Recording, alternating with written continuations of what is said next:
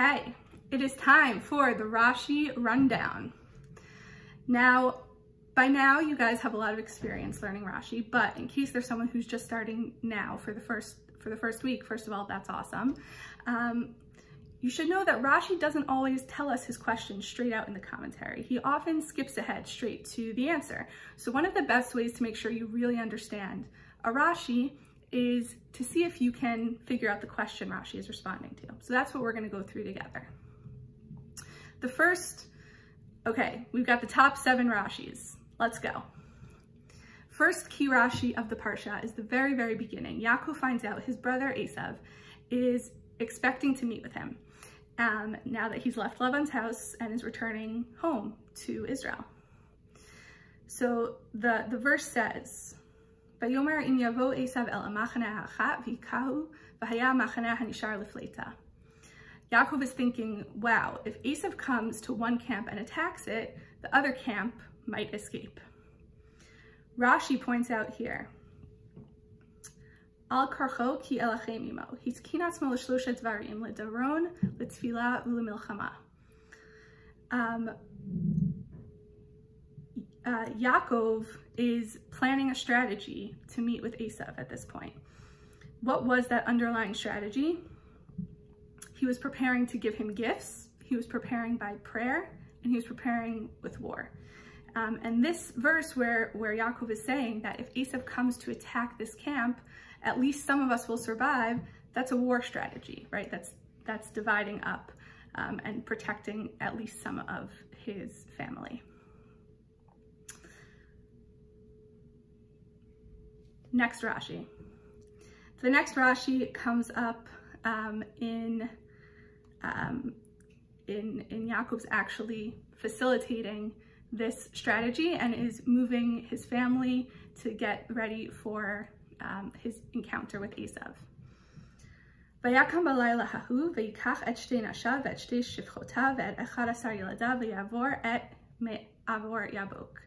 This is Perek Lamed Gimel, chapter 32, pasuk 23. So that night he got up and he took his 2 wives and his 2 maidservants as his 11 children, and he crossed the Yabok River.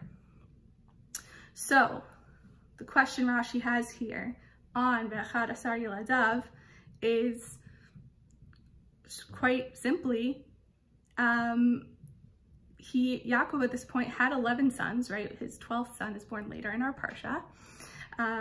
But he also had a daughter, and his daughter is Dinah. We talk about her later in the Parsha. Why isn't she listed here?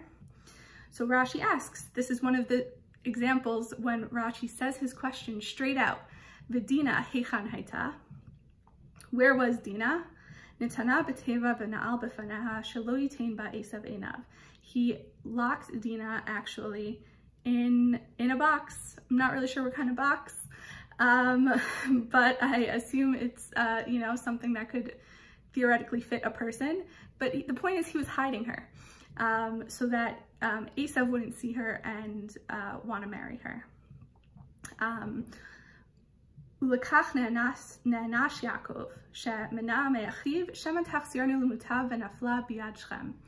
And this was the wrong thing to do, according to the midrash that Rashi brings here, because Dinah could have had a good impact on Esav. If at the end of the day Esav did marry Dinah, she could have had a good impact on him, and Yaakov preventing that from even potentially happening was not seeing the good that could have happened out of it, and really shows the power of what a good person can do for someone else, the impact that you can have. Okay, Rashi number 3, chapter 32, verse 25, it says, V'yivater Yaakov levado v'yavek ish imo ad alot hashachar. Jacob was left alone, and a man wrestled with him until the break of dawn. I mentioned this in one of the earlier parts of the video. This is Yaakov had done his preparations for war, and now he went back across the river for whatever reason, and found himself fighting with a mysterious man who seems to be an angel. Now, Vayevater Yaakov, Rashi says, Shachach pachim kitanim v'chazar alehem. What seems to be confusing Rashi is the question that I brought up earlier, which is why did Yaakov go back? Why was he by himself? He was in the middle of this huge strategy for war. And why now is he suddenly kind of on the other side of the river all alone? And Rashi's explanation is that he forgot some things at the other side of the river in his old camp, and he went back to get them.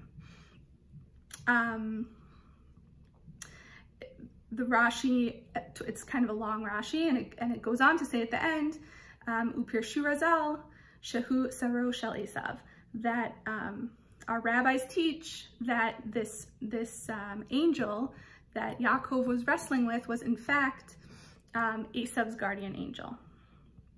That Yaakov this was a pre his fight with Esav himself.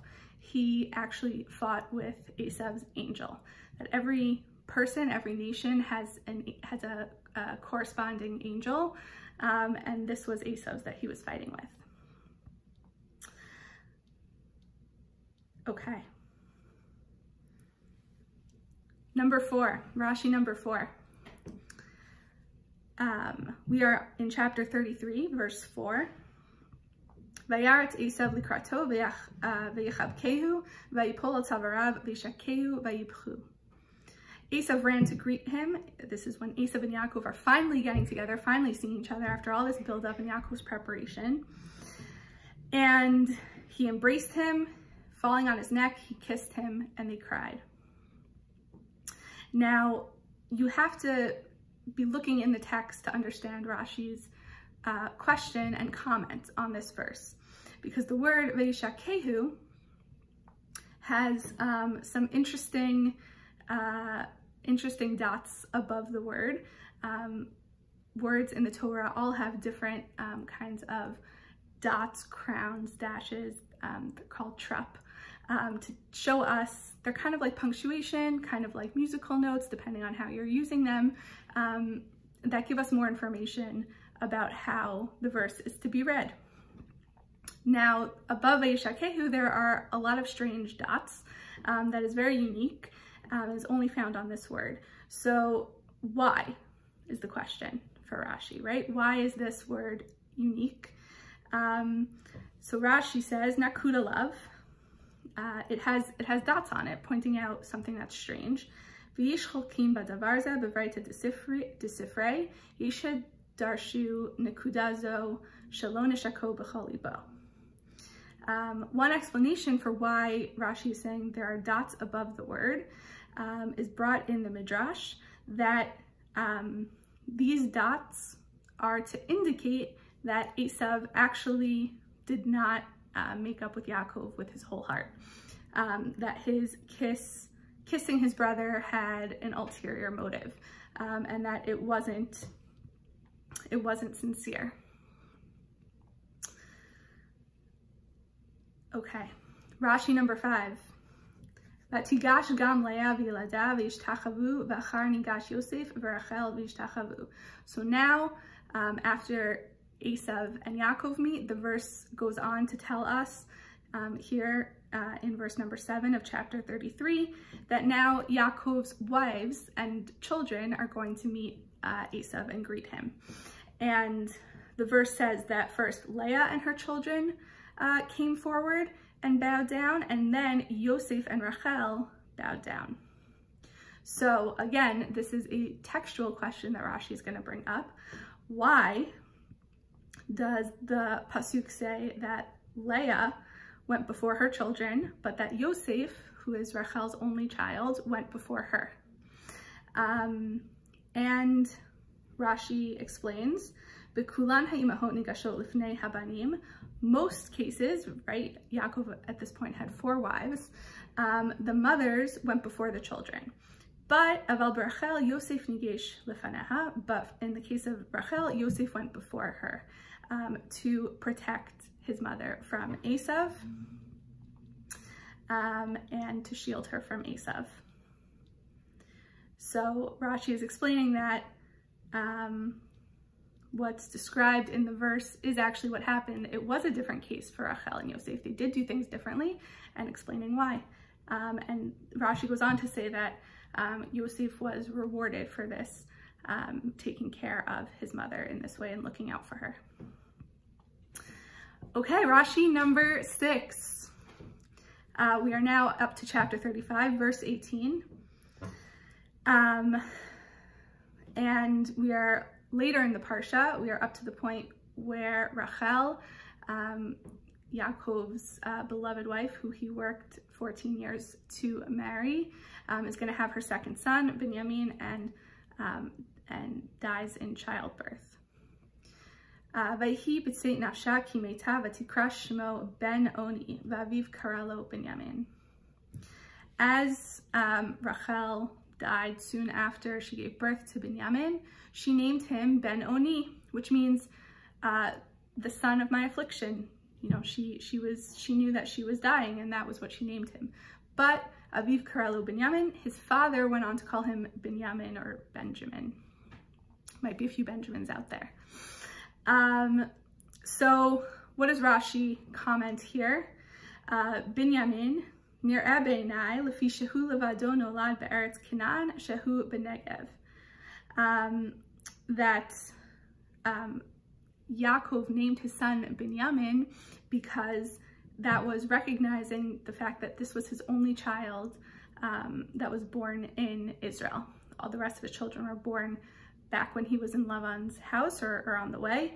And now he's back in his homeland in Eretz Yisrael, and it wasn't called that then, but as we call it now, in Israel, and he's calling him Binyamin, son of strength, or as Rashi describes, that Yamin is south, which is referring geographically based on the other places his family is from to Canaan, the land of Canaan, soon to be known as Eretz Yisrael.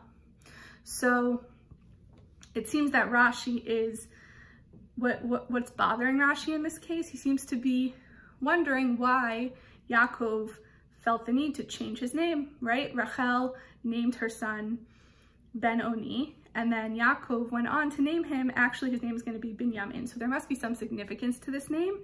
And what is that significance? Rashi then explains that because Binyamin was the only son born in Israel, he got that special name, son of my strength.